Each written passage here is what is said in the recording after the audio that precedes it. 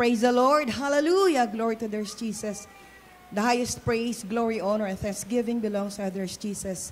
And I will give double honor and respect to our beloved parents in the Lord, and also cherish the blessed teachings and preachings of our dearly beloved pastor, Evangelist Willie Estrada Almeda, and our beloved Mama dear, beloved Lina C. Almeda.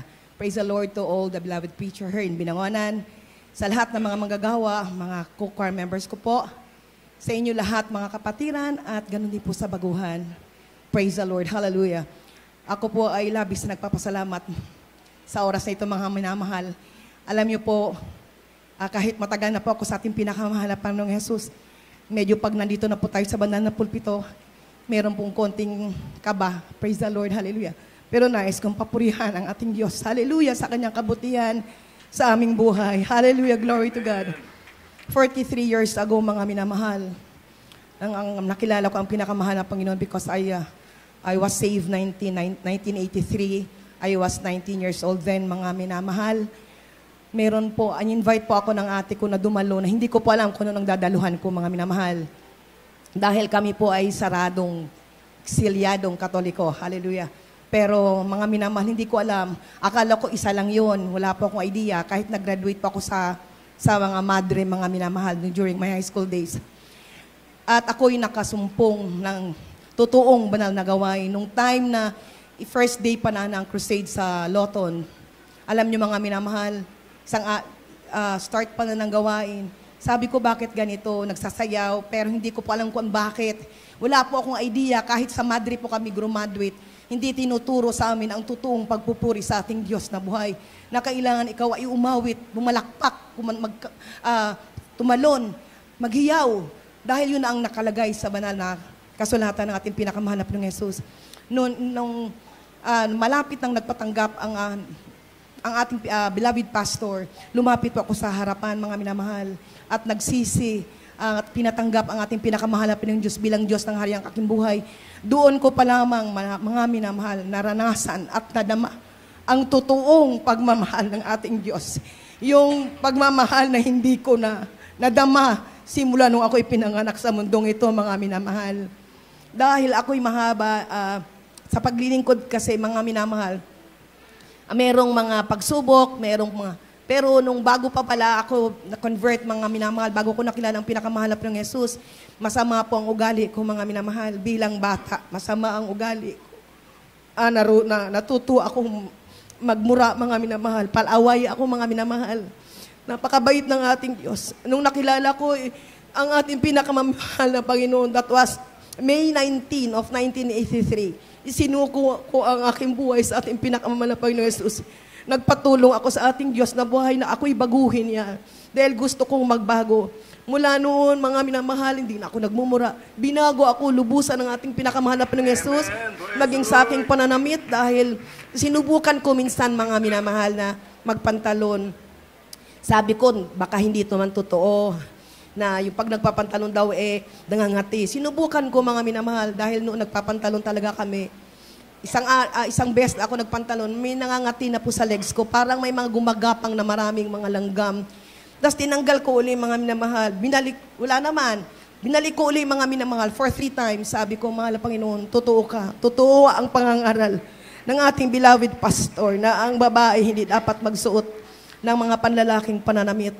At simula nun, mga minamahal, tinuruan ako ng pinakamamahal na Panginoon. Lumakad sa kanyang kalooban. Hanggang ako, mga minamahal, ako ay tinawag bilang mga awit noong 1983, mga minamahal, bilang mga awit sa Finest Choir.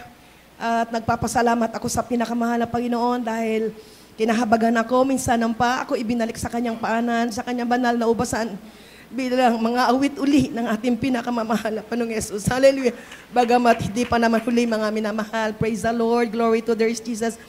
Sa aking buhay, sa aking bilang isang nanay, meron pa akong 4 na anak, mga minamahal. Alam niyo po yung aking youngest, unwanted po yan, dahil hindi ko na gusto sana mga anak, mga minamahal. May kambal po akong anak. At yung isa doon, mga minamahal, sinubok ako ng pinakamahal na Panginoon na muntik nang kunin sa akin ang aking anak. Nagkasakit siya mga almost 2 weeks. Halos buhay na, patay, parang ganun mga minamahal. Dahil hindi na sa ako dumedede. Hindi na kumakain. Grabe talaga mga minamahal. Sabi ng family friend namin na doktor, isugod na sa ospital, lagyan lang ng IV. Para lang may pagkain ng bata dahil sobrang payat. Tapos, para talagang patay ng mga minamahal. Sabi ng mother ko, pag namatay yan, ipapakain ko sa'yo. Pero ako'y humawak sa pananampalataya ko, mga minamahal. Dinala ko sa bahay-sambahan sa dako ng province. Mga minamahal, that time, that was anniversary ng church. Pinaplehans ko sa ating beloved ordained preacher na noon nag-visit po siya sa gawain. At alam niyo mga minamahal, after the layhands, umuwi kami sa town ng aking beloved mother. Alam niyo, napakabuti na ang ating pinakamahal na Jesus papaghimala talaga mga minamahal. Hindi ko inaasahan for almost 2 weeks na hindi ko makain ng aking beloved son. Nung umuwi kami, bigla na lang siyang humingi ng pagkain. Mula noon, pag-uwi namin ng Sapra sa aming city, sa Iloilo, tuloy-tuloy na ang kagalingan natin pinakamamahal na Panginoong Jesus. Praise the Lord, hallelujah. At ganun din mga minamahal because I have 4 children. Iba-ibang pagsubok ang pinagkalob ng pinakamahal sa amin mga minamahal. Yung isa kong anak, nagkaroon din ng primary complex. Dapat may 6 months gamutan yan mga minamahal, pero hindi ko ginawa. Hindi ko binili yung gamot mga minamahal. Sabi ko, magtiwala ako sa pinakamahal na Panginoong Jesus. Ganyan talaga ang Kristiyano nililinis ng ating pinakamamahal na Panginoong Jesus. Hallelujah! Glory to the Jesus. Dahil kung walang paglilinis, walang pagsubok, walang pagpapala. Amen. Diyan kasi ang nanggagaling ang ating pagpapala sa mga pagsubok na yan. Praise God. At ganon din sa aking beloved na eldest daughter. I have only, ang panganay ko po, isang babae lang yan, mga minamahal. May sakit din po yan, yung di ko pa alam bakit nagkaroon. Yung kanyang jaw, hindi po siya naka-align. So, ang advice ng doktor is ipa-opera. Pero hindi, sabi ko, hindi mawawala. Lagi lang sinusumpong dati yan. Nag-aaral pa siya noon, mga minamahal, galing duty, pag-uwi. Ano na yan, hindi na yan may sara yung kanyang bibig. Nakanganga na yan, mga minamahal. Tapos, lagi kong sinasabi sa kanya, magtiwala ka sa mahal na Panginoon dahil mahina ang pananampalataya, mga minamahal. Hindi talagang magaling, lagi na lang kami nagpapacheck up sa doktor. Pero one day, that was pandemic time, pinagkalob ng ating pinakamahal na Panginoon Jesus ang isang himala, mga minamahal sa Kanya. Nung pandemic time, walang hospital, hindi sila ganun tumatanggap because priority nila yung COVID, mga minamahal. Yung anak ko, bigla na lang nagbuka yung kanyang, hindi na masaran yung kanyang panga. So umiyak siya, tumutulo na yung luha. Sa sumigaw sa akin, Mama, hindi ko na maisara yung aking bibig. Sabi ko, bumaba ka dito.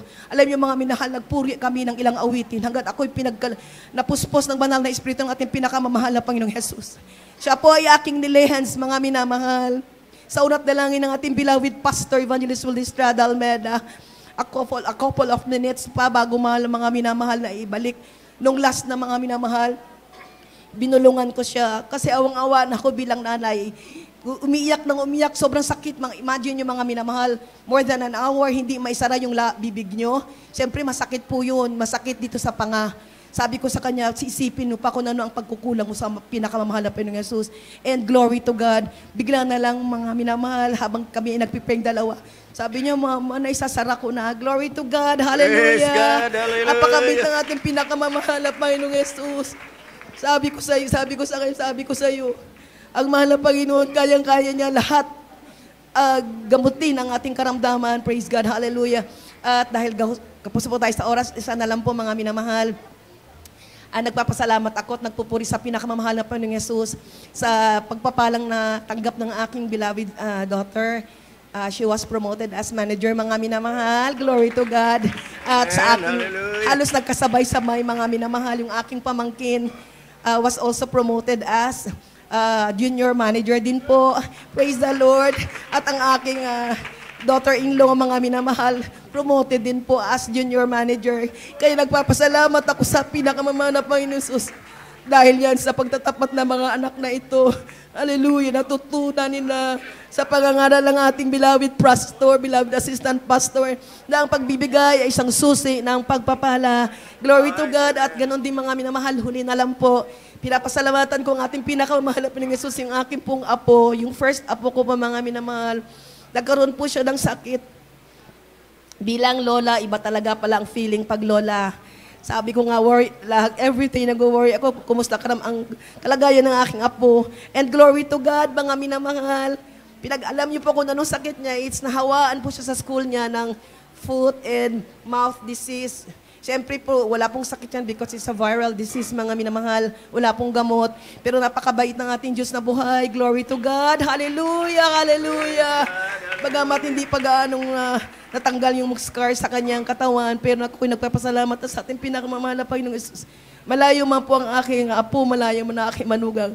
Pero ang panalangin, lagi nandyan, mga minamahal. Napakabait ng ating Diyos. Hallelujah, glory to God. Nagpapasalamat ako sa mahal na Panginoon na patuloy niya akong ginagamit sa kanyang banalawasan bilang mga awit. Hindi man po karapat-dapat, mga minamahal, ngunit minarapat ng ating Diyos na buhay. Kaya hanggang dito na lamang po ang lahat ng pinakamataas na pagpupuri, pagdadakil at pagsamba ay tanging sa ating pinakamamahal na Panginoon sa lamang. Praise the Lord.